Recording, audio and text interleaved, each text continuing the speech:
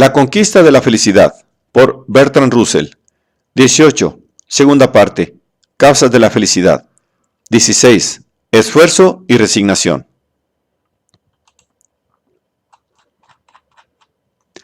La doctrina del justo medio no es nada interesante.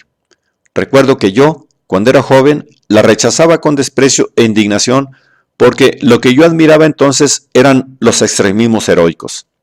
Sin embargo, la verdad no siempre es interesante y la gente cree muchas cosas solo porque son interesantes, aunque en realidad apenas hay evidencias a su favor. Pues con el justo medio pasa eso. Puede que sea una doctrina poco interesante, pero en muchísimos aspectos es verdadera. Un aspecto en el que es necesario atenerse al justo medio es la cuestión del equilibrio entre esfuerzo y resignación. Ambas doctrinas han tenido defensores extremistas. La doctrina de la resignación la han predicado santos y místicos, la del esfuerzo la han predicado los expertos en eficacia y los cristianos esforzados. Cada una de estas escuelas enfrentadas tenía su parte de verdad, pero no toda la verdad. En este capítulo me propongo intentar equilibrar la balanza y empezaré hablando a favor del esfuerzo. Excepto en muy raros casos, la felicidad no es algo que se nos venga a la boca como una fruta madura, por una mera concurrencia de circunstancias propicias. Por eso he titulado este libro La conquista de la felicidad, porque en un mundo tan lleno de desgracias evitables e inevitables, de enfermedades y trastornos psicológicos, de lucha, pobreza y mala voluntad, el hombre o la mujer que quiera ser feliz tiene que encontrar maneras de hacer frente a las múltiples causas de infelicidad que asedian a todo individuo. En algunos casos excepcionales puede que no se requiera mucho esfuerzo. Un hombre de buen carácter, que herede una gran fortuna, goce de buena salud y tenga gustos sencillos, puede pasarse la vida muy a gusto y pensar que no es para tanto. Una mujer guapa e indolente que se case con un hombre rico que no le exija ningún esfuerzo y a la que no le importe engordar después de casada, también podrá disfrutar de cierta dicha perezosa, siempre que tenga buena suerte con sus hijos. Pero esos casos son excepcionales. La mayoría de la gente no es rica. Muchas personas no nacen con buen carácter. Muchos tienen pasiones inquietas que hacen que la vida tranquila y ordenada les parezca insoportablemente aburrida. La salud es una bendición que nadie tiene garantizada para siempre. El matrimonio no es invariablemente una fuente de felicidad. Por todas estas razones, para la mayoría de los hombres y mujeres, la felicidad tiene que ser una conquista y no un regalo de los dioses. Y en esta conquista, el esfuerzo, hacia afuera y hacia adentro, desempeña un papel muy importante. En el esfuerzo hacia adentro está incluido también el esfuerzo necesario para la resignación. Así que, por el momento, consideremos solo el esfuerzo hacia afuera. En el caso de cualquier persona, hombre o mujer, que tenga que trabajar para ganarse la vida, la necesidad de esforzarse en este aspecto es tan obvia que no hay ni que hablar de ella. Es cierto que un faquir indio puede ganarse la vida sin esfuerzo, con solo presentar un cuenco para que los creyentes echen limosnas, pero en los países occidentales las autoridades no ven con buenos ojos este método de obtener ingresos. Además, el clima lo hace menos agradable que en países más cálidos y secos. En invierno, desde luego, pocas personas son tan perezosas que prefieran no hacer nada al aire libre a trabajar en recintos calientes. Así pues, en Occidente la resignación sola no es un buen camino para hacer fortuna. La mayoría de los habitantes de los países occidentales necesita para ser feliz algo más que cubrir sus necesidades básicas. Desean sentir que tienen éxito. En algunas profesiones, como por ejemplo la investigación científica, esta sensación está al alcance de personas que no ganan un buen sueldo. Pero en la mayoría de las profesiones el éxito se mide por los ingresos. Y aquí colocamos un asunto en el que en la mayoría de los casos es conveniente algo de resignación, ya que en un mundo competitivo el éxito manifiesto solo es posible para una minoría. El matrimonio es una cuestión en que el esfuerzo puede ser necesario o no, según las circunstancias. Cuando un sexo está en minoría, como ocurre con los hombres en Inglaterra y con las mujeres en Australia, los miembros de ese sexo no suelen tener que hacer muchos esfuerzos para casarse si lo desean. En cambio, a los miembros del sexo mayoritario les ocurre lo contrario. Basta con estudiar los anuncios de las revistas femeninas para darse cuenta de la cantidad de energía y pensamiento que gastan en ese sentido las mujeres de los países en que son mayoría. Cuando son los hombres los que están en mayoría, suelen adoptar métodos más expeditivos como la habilidad con el revólver. Esto es natural, ya que las poblaciones mayoritariamente masculinas suelen darse en las fronteras de la civilización. No sé qué harían los ingleses si una epidemia selectiva dejara en Inglaterra una mayoría de hombres. Puede que tuvieran que recuperar la galantería de épocas pasadas. La cantidad de esfuerzo que requiere la buena crianza de los hijos es tan evidente que no creo que nadie la niegue. Los países que creen en la resignación y en el mal llamado concepto espiritual de la vida son países con una gran mortalidad infantil.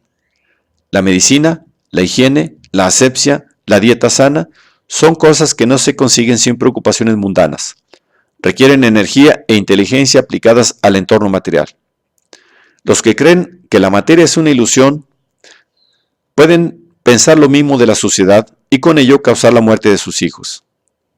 Hablando en términos más generales, se podría decir que es normal y legítimo que toda persona cuyos deseos naturales no estén atrofiados aspire a algún tipo de poder. El tipo de poder que desea cada uno depende de sus pasiones predominantes. Unos desean poder sobre las acciones de los demás, otros desean poder sobre sus pensamientos y otros sobre sus emociones. Algunos desean cambiar el entorno material, otros desean la sensación de poder que se deriva de la superioridad intelectual. Toda clase de trabajo público conlleva el deseo de algún tipo de poder, a menos que se haga pensando únicamente en hacerse rico mediante la corrupción.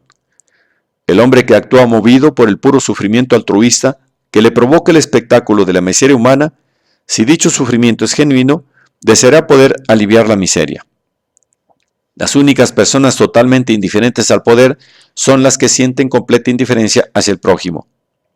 Así pues, hay que aceptar que desear alguna forma de poder es algo natural en las personas capaces de formar parte de una comunidad sana. Y todo deseo de poder conlleva, mientras no se frustre, una forma correspondiente de esfuerzo.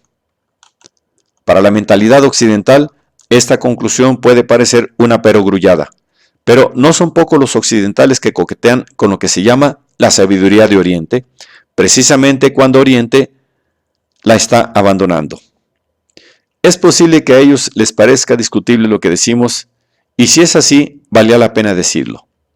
Sin embargo, la resignación también desempeña un papel en la conquista de la felicidad, y es un papel tan imprescindible como el del esfuerzo.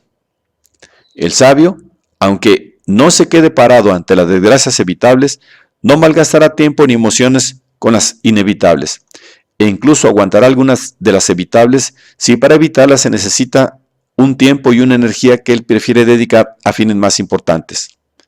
Mucha gente se impacienta o se enfurece ante el más mínimo contratiempo, y de este modo malgasta una gran cantidad de energía que podría emplear en cosas más útiles. Incluso cuando uno está embarcado en asuntos verdaderamente importantes, no es prudente comprometerse emocionalmente hasta el punto de que la sola idea de un posible fracaso se convierta en una constante amenaza para la paz mental. El cristianismo predicaba el sometimiento a la voluntad de Dios, y hasta los que no acepten esta terminología deberían tener presente algo parecido en todas sus actividades. La eficiencia en una tarea práctica no es proporcional a la emoción que ponemos en ella. De hecho, la emoción es muchas veces un obstáculo para la eficiencia. La actitud más conveniente es hacerlo lo mejor posible, pero contando con osados. Existen dos clases de resignación. Una se basa en la desesperación y la otra en una esperanza inalcanzable. La primera es mala, la segunda es buena. El que ha sufrido una derrota tan terrible que ha perdido toda esperanza de lograr algo bueno, puede aprender la resignación de la desesperación, y al hacerlo abandonará toda actividad seria. Puede disfrazar su desesperación con frases religiosas o diciendo que la contemplación es el fin natural del hombre. Pero por muchos disfraces que utilice para ocultar su derrota interior, seguirá siendo una persona inútil y profundamente desdichada. En cambio, la persona cuya resignación se basa en una esperanza inalcanzable actúa de manera muy diferente. Para que dicha esperanza sea inalcanzable, tiene que ser algo grande y no personal. sean cuales fueren mis actividades personales, puedo ser derrotado por la muerte o por ciertas enfermedades. Puedo ser vencido por mis enemigos. Puedo descubrir que he seguido un camino equivocado que no puede conducir al éxito. Las esperanzas puramente personales pueden fracasar de mil maneras diferentes, todas inevitables. Pero si los objetivos personales formaban parte de un proyecto más amplio que afecta a la humanidad, la derrota no es tan completa cuando se fracasa. El hombre de ciencia que desea hacer grandes descubrimientos puede que no los consiga, o puede que tenga que dejar su trabajo a causa de un golpe en la cabeza, pero si su mayor deseo es el progreso de la ciencia y no solo su contribución personal a dicho objetivo, no sentirá la misma desesperación que sentiría un hombre cuyas investigaciones tuvieran motivos puramente egoístas. El hombre que trabaja a favor de una reforma muy necesaria puede encontrarse con que una guerra deja todos sus esfuerzos en vía muerta y puede verse obligado a asumir que la causa por la que trabajó no será realidad en lo que le queda de vida. Pero si lo que le interesa es el futuro de la humanidad y no su propia participación en él, no por eso se hundirá en la desesperación absoluta. En los casos que hemos considerado, la resignación es muy difícil, pero hay muchos otros en los que resulta mucho más fácil. Me refiero a casos en que solo salen mal cuestiones secundarias, mientras los asuntos importantes de la vida siguen ofreciendo perspectivas de éxito. Por ejemplo, un hombre que esté trabajando en un proyecto importante y se deja distraer por sus problemas matrimoniales porque le falla el tipo adecuado de resignación. Si su trabajo es verdaderamente absorbente, debería considerar estos problemas circunstanciales como se considera un día de lluvia, es decir, como una molestia por la que sería de tontos armar un alboroto. Hay personas que son incapaces de sobrellevar con paciencia los pequeños contratiempos que constituyen, si se lo permitimos, una parte muy grande de la vida. Se enfurecen cuando pierden un tren, sufren ataques de rabia si la comida está mal cocinada, se hunden en la desesperación si la chimenea no tira bien y claman venganza contra todo sistema industrial cuando la ropa tarda en llegar de la lavandería. Con la energía que estas personas gastan en problemas triviales, si se empleara bien, se podrían hacer y deshacer imperios. El sabio no se fija en el polvo que la sirvienta no ha limpiado, en la patata que el cocinero no ha cocido, ni en el hollín que el desollinador no ha desollinado. No quiero decir que no tome medidas para remediar esas cuestiones, si tiene tiempo para ello. Lo que digo es que se enfrenta a ellas sin emoción. La preocupación, la impaciencia y la irritación son emociones que no sirven para nada. Los que las sienten con mucha fuerza pueden decir que son incapaces de dominarlas y no estoy seguro de que se puedan dominar si no es con esa resignación fundamental de que hablábamos antes. Ese mismo tipo de concentración en grandes proyectos no personales que permite sobrellevar el fracaso personal en el trabajo o los problemas de un matrimonio desdichado, sirve también para ser paciente cuando perdemos un tren o se nos cae el paraguas en el barro. Si uno tiene un carácter irritable, no creo que pueda curarse de ningún otro modo. El que ha conseguido liberarse de la tiranía de las preocupaciones descubre que la vida es mucho más alegre que cuando estaba perpetuamente irritado. Las idiosincrasias personales de sus conocidos, que antes les sacaban de quicio, ahora parecen simplemente graciosas. Si fulano está contando por 347 veces la anécdota del obispo de la Tierra del Fuego, se divertirá tomando nota de la cifra y no intentará en vano acallarle con una anécdota propia. Si se le rompe el cordón del zapato justo cuando tiene que correr para tomar el tren de la mañana, pensará, después de soltar los tacos pertinentes, que el incidente en cuestión no tiene demasiada importancia en la historia del cosmos. Si un vecino pesado le interrumpe cuando está a punto de proponerle matrimonio a una chica, pensará que a toda la humanidad le han ocurrido desastres semejantes, exceptuando a Adán, e incluso él tuvo sus problemas. No hay límites a lo que se puede hacer para consolarse de los pequeños contratiempos mediante extrañas analogías y curiosos paralelismos. Yo creo que toda persona civilizada, hombre o mujer, tiene una imagen de sí misma y se molesta cuando ocurre algo que parece estropear esa imagen.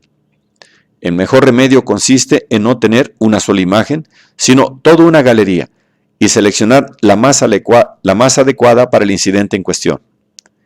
Si algunos de los retratos son un poco ridículos, tanto mejor. No es prudente verse todo el tiempo como un héroe de tragedia clásica.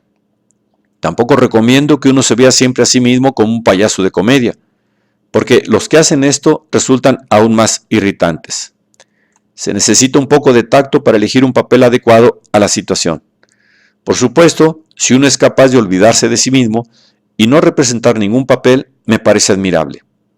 Pero si estamos acostumbrados a representar papeles, más vale hacerse un repertorio para así evitar la monotonía.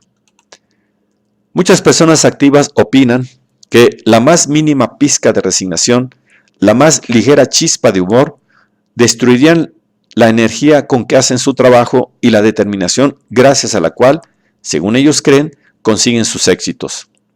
En mi opinión, están equivocadas.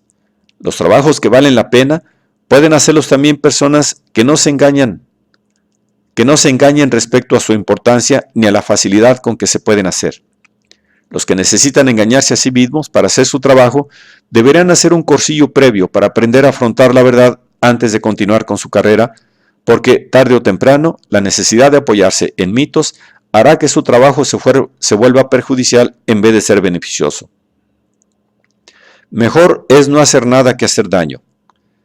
El tiempo dedicado a aprender a apreciar los hechos no es tiempo perdido, y el trabajo que se haga después tendrá menos probabilidades de resultar perjudicial que el trabajo que hacen los que necesitan inflar constantemente su ego para estimular su energía.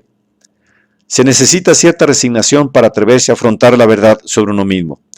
Este tipo de resignación puede causar dolor en los primeros momentos, pero a largo plazo protege. De hecho, es la única protección posible contra las decepciones y desilusiones a que se expone quien se engaña a sí mismo.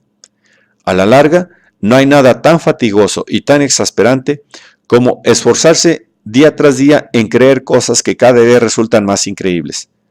Librarse de ese esfuerzo es una condición indispensable para la felicidad segura y duradera.